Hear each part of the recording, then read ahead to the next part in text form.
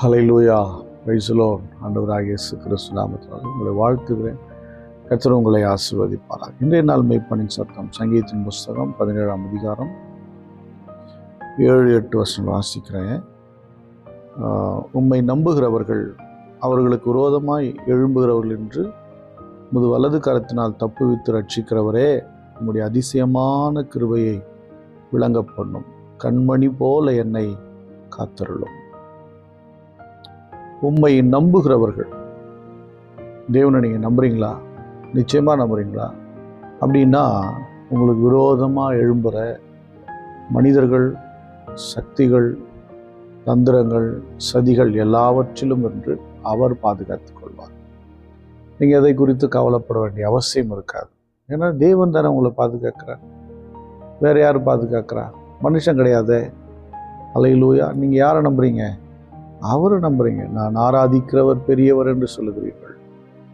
உங்கள் விசுவாசம்லாம் அவர் மேலே இருக்குது. நம்முடைய விசுவாசத்தெல்லாம் அவர் மேலே வைக்கும்போது, முழு நம்பிக்கையை அவர் மேலே வைக்கும்போது வேதம் சொல்லுகிறது, அவர் சுற்றி இருக்கிற எல்லா சூழ்நிலையிலிருந்தும் அவர் பாதுகாப்பாராம். வலது கரத்தினால் தப்புவித்து ரட்சிக்கிறவர், தப்புவித்து ரட்சிப்பார், கைவிடவே மாட்டார். ஹல்லேலூயா. அவர் பாதுகாப்பார். உம்முடைய அதிசயமான கிருபையை விளங்கப்படும்.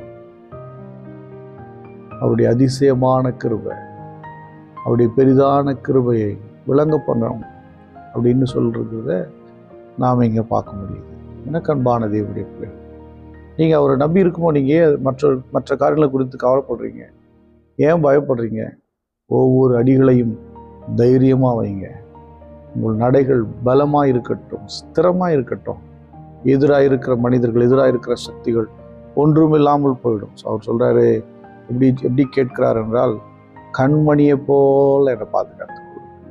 கண்மணி, கண்களை போல் அல்ல, கண்மணி. நடுவில் இருக்கு பாருங்க அந்த பாப்பா. நம்ம யாருக்கிட்டையும் எது சரி சரீரத்தில் இருக்க எந்த அவயத்துக்கும் நம்ம கட்டளையிட வேண்டிய அவசியமே இல்லை. அது காற்று வரும்பொழுது அல்லது தூசு வரும்போது, ஏதோ ஒரு பூச்சி வரும்போது அவ்வளோ வேகமாக இந்த இமைகள் துடிக்குது பாருங்க. அது எப்போ துடிக்குது, எப்போ மூடுது, எப்போ திறக்குதுன்னே தெரியாது. பூச்சி வருது, ஏதோ ஒன்று அட்டன் டைம் அப்படியே என்ன பண்ணிடும், 99.99% அந்த 1 பாயிண்ட்டு தான் வந்து எப்பயாயிலும் யாருக்கோ ஒருத்தருக்கு, கோடிகளில் ஒருத்தருக்கு தான் அந்த பாப்பா. அதோட எனக்கு தெரிஞ்சு கிடையாது, நான் இதுலையும் கேள்விப்படலை. யாருக்கோ ஒருத்தருக்கு பட்டிருக்கலாம், சைடில் விழுந்திருக்கோம். தூசியோ ஏதோ ஒரு இதுவோ மண்ணோ ஏதோ ஒன்று என்ன பண்ணியிருக்கோம், காற்று பட்டு ஏதோ பிரச்சனையோ ஆயிருக்கும். மேக்சிமம் ஆகாது. ஏனென்றால் அவரை நம்புகிற பிள்ளைகளை அவர் பாதுகாப்பார். அப்படியாகத்தான் பாதுகாப்பார். அவரை நம்புறவனுக்கு 99.9% பிரச்சனை வராது. ஏன்னா அவர் பாதுகாத்துக் கொள்வார். கண்மணியை போல பாதுகாப்பார். ஹல்லேலூயா. இந்த சரீரத்தில் ரொம்ப முக்கியமான ஒரு பகுதி எதுனா கண்ணு. மேலே வந்து இப்போது ஹார்ட் முக்கியமான பகுதி தான். ஆனால் மேலே என்ன இருக்குது, டக்குன்னு எதுவும் பிரச்சனை வராமல், டேமேஜ் வராமல் இருக்கிறதுக்கு ஹார்ட்டு, லங்ஸ், லிவர் இருக்கிறதுல மேலே எலும்புகளால் ஒரு கூடு இருக்குது. சட்டுன்னு நேராக ஹார்ட்டை போகிறத அடிக்க முடியுமா? அடிச்சிட முடியாது. இங்கே தான் குத்த முடியும். அந்த எலும்பை தாண்டி தான் என்ன பண்ணணும். ஆனால் அந்த கண்ணு பார்த்திங்கன்னா ரொம்ப சாஃப்ட் ஏரியா. அதை மூடுகிற இமையும் என்ன பண்ணுது, ரொம்ப சாஃப்ட். பட் பாதுகாக்கிறது. ஹல்லேலூயா. நம்ம சுற்றிலும் ஒரு பெரிய பாதுகாப்பு இல்லாத மாதிரியே தெரியும், ஆனால் நிச்சயமாக அவர் பாதுகாப்பார். நீங்கள் அது குறித்து கவலைப்படாதீங்க. நீங்கள் அவரை நம்பி இருக்கீங்களா? அந்த நம்பிக்கையில் உறுதியாக இருங்க. ஜெபத்தில் தரித்திருங்க. அவர் எல்லாவற்றையும் சரி செய்வார். ஸ்தோத்திரம் பண்ணுவோம். ஸ்தோத்திர ஆண்டவரே, ஸ்தோத்திரம். உமக்கு நன்றி அப்பா. ஸ்தோத்திர ஆண்டவரே, எங்கள் நம்பிக்கையை உறுதிப்படுத்துகிறவரே உமக்கு ஸ்தோத்திரம். நாங்கள் உண்மையே நம்பி இருக்கிறோம்ப்பா. ஸ்தோத்திரம்.